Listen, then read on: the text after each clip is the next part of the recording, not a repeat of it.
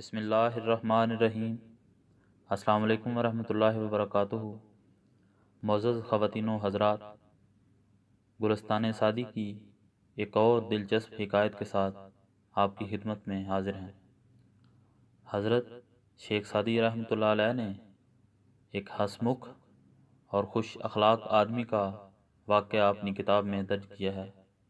آپ فرماتے ہیں کہ ایک ہنسمکھ اور خوش اخلاق آدمی شہد کا کاروبار کرتا تھا۔ لوگ اس کی خوش مزاجی اور میٹھی باتوں پر ایسے فریفتہ تھے کہ اس کا شہد ہاتھوں ہاتھ بک جاتا تھا، یہاں تک کہ وہ زہر بھی اٹھا لاتا تو لوگ اس کو شہد سمجھ کر کھا جاتے۔ ایک بد مزاج آدمی اس کے کاروبار کی ترقی کو دیکھ کر جلتا تھا۔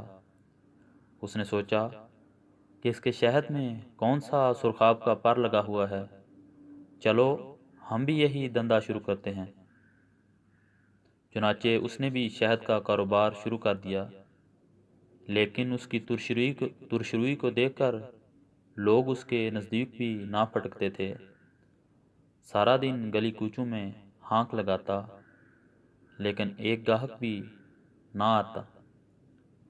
رات کو تھک کر خالی ہاتھ اپنے گھر گیا اور بیوی سے کہنے لگا کہ میرے شہد میں معلوم نہیں کیا خرابی ہے کہ کوئی خریدتا ہی نہیں۔